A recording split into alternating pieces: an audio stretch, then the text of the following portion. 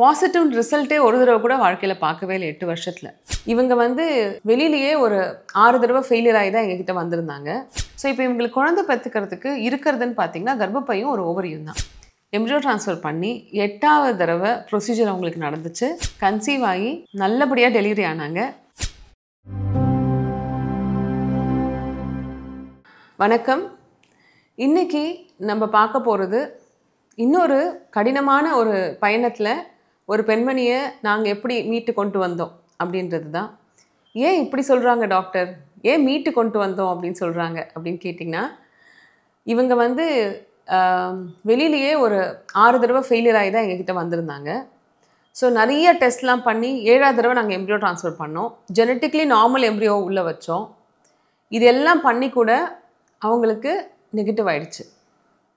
So எல்லாம் முடிஞ்சிடுச்சு, இருக்கிறதெல்லாம் நான் பண்ணிட்டேன், இருக்கிறதுலே பெஸ்ட்டு டாக்டர்கிட்ட வந்திருக்கேன், இருக்கிற ட்ரீட்மெண்ட்லாம் பண்ணிட்டேன்னு ஒரு நம்பிக்கையோடு வந்து 7வது எம்ப்ரியோ ட்ரான்ஸ்ஃபர் பண்ணி அது எங்ககிட்ட ஃபெயிலியர் ஆகிடுச்சுன்னு சொன்ன உடனே அந்த ஹஸ்பண்டும் ஒய்ஃபும் என்கிட்ட வந்து உட்காந்து பேசும்போது ஒய்ஃப் வந்து கண்ணெல்லாம் செவந்து போயிருந்துச்சு. ஹஸ்பண்ட் வந்து எங்ககிட்ட சொன்னது, இன்னும் ஒரு எம்ப்ரியோ 2 வச்சுருக்கீங்க டாக்டர், ஆனால் 6லேருந்து 7 எம்ப்ரியோ இருந்துச்சு, இன்னும் 2 எம்ப்ரியோ வச்சுக்கிறதுக்கு நான் ஓகே, நீங்கள் என்ன வேணால் செய்யுங்க, இந்த தடவை நெகட்டிவ் ஆகிடுச்சுன்னா நான் இவங்களை டிவோர்ஸ் பண்ணிவிடுவேன். அவங்க ஒய்ஃப் எதற்கையே ஹஸ்பண்ட் இந்த ஸ்டேட்மெண்ட்டை சொல்லும் போது எனக்கே வந்து என்னடா இப்படி சொல்லிட்டார் ஒருத்தவர் அப்படின்னு சொல்லிட்டு எங்களால் எதுவுமே பேச முடியல. ஹஸ்பண்ட் வந்து ஒரு statement in front of a third person, நான் வந்து 3வது மனுஷி தான் அவங்களோட ஃபேமிலியில். எங்கே எதற்க என் கூட ஒரு ஸ்டாஃப் நர்ஸும் நிற்கிறாங்க. எங்கள் ரூமில் வந்து ஹஸ்பண்ட் என்ன சொல்கிறாரு, 8வது தடவையாக எம்ப்ரியோ ட்ரான்ஸ்ஃபர் பண்ணிக்கிறதுக்கு நான் அலோவ் பண்ணுறேன், ஆனால் இது ஒர்க் அவுட் ஆகலைன்னா நான் டிவோர்ஸ் பண்ணிவிடுவேன். நான் உடனே அந்த பெண்மணியை பார்த்து, என்னம்மா என்ன ஆயிட்டிருக்கு, கொஞ்சம் அமைதியாக இருந்து பேசலாமே அப்படின்னு சொல்லும் போது அந்த பெண்மணி வந்து இதை அக்செப்ட் பண்ணிவிட்டு என்ன சொன்னாங்கன்னா, 7 தடவையும் எங்கள் வீட்டுக்காரர் தான் டாக்டர் கஷ்டப்பட்டு சம்பாதிச்சு எல்லாமே எனக்கு பண்ணுறாரு, எனக்கு அப்பா அம்மா கிடையாது, எனக்கு எந்த ஹெல்ப்பும் கிடையாது, நானும் வேலைக்கு போகிறத நிறுத்திட்டேன். ஸோ அவர் சம்பாதிச்சு கடனை கட்டி அவங்க ஃபேமிலியும் பார்த்துக்கிட்டு அவர் கல்யாணம் ஆனதுலேருந்து எங்களுக்கு நிம்மதியே இல்லை. அதனால் அவர் சொல்கிறது கரெக்ட் தான் டாக்டர், அவரை நான் எதுவுமே ப்ளேம் பண்ண முடியாது, அவரே ஒரு பீக் ஆஃப் ஃப்ரஸ்ட்ரேஷனில் இருக்கார் அப்படின்னு சொல்லி அவங்க வந்து அழுதுகிட்டே பேசினாங்க. ஸோ இப்போ இந்த பெண்மணிக்கு நாங்கள் வந்து ரொம்ப கிரிட்டிக்கலான சுச்சுவேஷனில் இருக்கோம். ஏன்னா இதில் தான் அவங்களுக்கு வந்து நல்லபடியாக லைஃப் அமையறதுக்கு ரீசனே இருக்கும். நிறைய பேர் வீட்டில் ஹஸ்பண்ட் ஒய்ஃப்குள்ளே சண்டை நடக்கும். ஹஸ்பண்ட் கோவத்தில் சொல்லுவார், உன்னால் தான் எல்லா பிரச்சனையும் சொல்லுவார். இல்லை ஒய்ஃப் வந்து உங்களுக்கு எல்லாம் நல்லா தான் இருக்குது, என்னால் தான் பிரச்சனை, நீங்கள் வேணால் இன்னொரு கல்யாணம் பண்ணிக்கோங்க, இந்த மாதிரி ஒரு ஸ்டேட்மெண்ட் சொல்கிறது ரொம்ப ரொம்ப காமன்.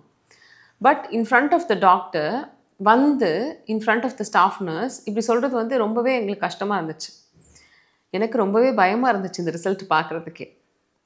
இவங்களுக்கு என்ன ஆயிடுச்சு, எங்களுக்கு முன்னாடி வரத்துக்கு முன்னாடி என்ன ஆச்சுன்னு பார்த்தீங்கன்னா, இவங்களுக்கு வயசு 32, கல்யாணம் ஆகி 8 வருஷம், ஒரு தடவை கூட கன்சீவ் ஆகலை. 2019 ஃபஸ்ட்டு வந்து எண்டோமெட்ரியோசிஸ்ன்ற கண்டிஷன் இருந்ததுனால லாப்ரோஸ்கோபி பண்ணி கொஞ்சம் எண்டோமெட்ரியோட்டிக் சிஸ்டெல்லாம் ரிமூவ் பண்ணிவிட்டு ஐவிஎஃப் பண்ணியிருக்காங்க இன்னொரு இடத்துல. 3 எக் எடுத்து 3வது நாள் மட்டும் வளர்த்து அந்த எம்ப்ரியோவை ஃபஸ்ட்டு வைக்கலான்னு பிளான் பண்ணியிருக்காங்க. ஆனால் 3வது நாளோட எம்ப்ரியோ அரெஸ்ட் ஆகிடுச்சு.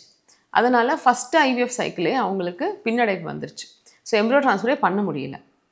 சரி ஓகே, அதுக்குள்ளே ரொம்ப பெயின் வந்ததுனால திருப்பியும் ஆப்ரேஷன் பண்ணி இன்னொரு ஹாஸ்பிட்டலில் போய் ஆப்ரேஷன் பண்ணிவிட்டு 2வது தடவை திருப்பியும் எக் கலெக்ஷன் பண்ணியிருக்காங்க. அப்பையும் எம்ப்ரியோவே வரல. ஸோ 2 தடவை அவங்க எக்கை வச்சு ஐவிஎஃப் ட்ரை பண்ணி எம்ப்ரியோவே வரல.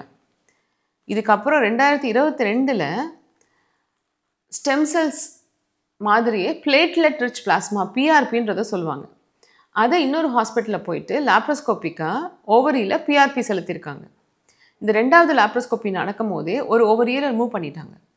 2 சைட் டியூபுமே வீங்கி போயிருக்கு, அதனால் டியூபையும் ரிமூவ் பண்ணியாச்சு. ஸோ இப்போ இவங்களுக்கு குழந்தை பெற்றுக்கிறதுக்கு இருக்கிறதுன்னு பார்த்தீங்கன்னா கர்ப்பப்பையும் ஒரு ஓவரியும் தான். ஸோ இப்போ அவங்க பண்ணது, டோனர் எக் வச்சு கூட நான் கன்சீவ் ஆகிக்கிறேன் அப்படின்னு சொல்லி லாப்ரோஸ்கோப்பி பண்ணதுக்கப்புறம் ஸ்டெம் செல்ஸ் போட்டதுக்கப்புறம் ஒரு தடவை ஐவிஎஃப் பண்ணி அதில் ஒரு எம்ப்ரியோ வந்து அதை உள்ளே வச்சுருக்காங்க. ஸோ அவங்களோட எக்கில் எம்ப்ரியோ ட்ரான்ஸ்ஃபர் பண்ணது ஒன்ஸ் தான். ஆனால் அதுக்கப்புறம் அவங்க வந்து இஆர்ஐன்ற டெஸ்ட் பண்ணி கர்ப்பப்பையில் ஒற்றை தன்மை ஏதாவது நல்லா இருக்கா இல்லையான்றதை பார்த்துருக்காங்க. ஸோ அது வந்து P+6 ஒரு நாள் தள்ளி வைக்கணும் எம்ப்ரியோவன்ற ரிசல்ட் வந்துருச்சு. ஸோ இதெல்லாம் பார்த்துட்டாங்க. அதுக்கப்புறம் அவங்க என்ன பண்ணியிருக்காங்க, 5th சைக்கிள் என்ன பண்ணியிருக்காங்க, டோனர் எக் எடுத்து அவங்க ஹஸ்பண்ட் ஸ்பெர்ம் போட்டு எம்ப்ரியோ ட்ரான்ஸ்ஃபர் 2 தடவை ட்ரை பண்ணியிருக்காங்க. ஸோ 5th 6th ரெண்டுமே ஃபெயிலியர் ஆகிடுச்சு. 7th டைம் தான் எங்ககிட்ட வந்து நாங்களும் டோனர் எக் ப்ரோக்ராம் தான் பண்ணோம். அவங்க ஹஸ்பண்ட் ஸ்பெர்ம் வச்சு தான் எம்ப்ரியோ ட்ரான்ஸ்ஃபர் பண்ணோம். அதுவும் ஃபெயிலியர் ஆகிடுச்சு. பாசிட்டிவ் ரிசல்ட்டே ஒரு தடவை கூட வாழ்க்கையில் பார்க்கவே இல்லை 8 வருஷத்தில். அதனால் நாங்கள் பண்ணது, அவங்களுக்கு எண்டோமெட்ரியம் லைனிங்கும் ரொம்ப மெல்லிசாக இருந்துச்சு. அதனால் கர்ப்பப்பைக்குள்ளார ஹிஸ்ட்ரோஸ்கோபிக் ஸ்டெம் செல் இன்ஸ்டலேஷன் சொல்லிட்டு ஃபஸ்ட்டு லைனிங்கை நாங்கள் சுத்தமாக மோசமாக வந்து வைக்கல. ஒரு 7 மில்லிமீட்டர் வரைக்கும் வந்துருந்துச்சு. பட் நல்ல ரத்த ஓட்டத்தோடு இல்லை. அதனால் ஸ்டெம் செல்ஸ் போட்டுட்டு ஜெனட்டிக் டெஸ்டிங் பண்ணி நார்மல் எம்ப்ரியோவை எடுத்து இம்யூனலாஜிக்கல் டெஸ்டிங்கும் பண்ணி இவங்களுக்கு தைமோசின்ற இன்ஜெக்ஷனை எக்ஸ்ட்ராவாக போட்டு கொஞ்சம் மாத்திரைகள் இம்யூனோ மாடுலேஷன் பண்ணுறதுக்காக டேப்லெட்ஸ் எக்ஸ்ட்ராவாக கொடுத்து எம்ப்ரியோ ட்ரான்ஸ்ஃபர் பண்ணி 8வது தடவை ப்ரொசீஜர் அவங்களுக்கு நடந்துச்சு. அதில் கன்சீவ் ஆகி நல்லபடியாக டெலிவரி ஆனாங்க. அவங்க ஹஸ்பண்டை ஹோல் ப்ரெக்னென்சி அண்ட் டெலிவரி என்னால் ஒழுங்காக பார்க்க முடியல. அவங்க எப்போ பார்த்தாலும் என்னை பார்த்தா என்னடா இந்த டாக்டர் ஏதாவது கேள்வி கேட்டுருவாங்கன்னு சொல்லிட்டு வந்து மீட் பண்ணவே இல்லை. பட் டெலிவரி ஆன பிறகு அவங்கள பார்த்தேன். ரொம்ப சந்தோஷமான ஒரு தருணமாக இருந்துச்சு. அந்த கோவம் ஃப்ரஸ்ட்ரேஷன்லாம் போய் ஒரு நிதானமான சிச்சுவேஷனில் ரொம்ப ஹாப்பியான ஒரு மனசோட அவங்களும் அவங்க ஃபேமிலியும் இருக்கும்போது நம்ம படித்ததுக்கு ஒரு முக்கியமான ஒரு பயன் வந்திருக்கு ஒரு குடும்பத்தில் அப்படின்னு தோணுச்சு. இந்த அவங்களோட லைஃப்பில் we are a part of their happy family. I'm very happy about that situation. Thank you.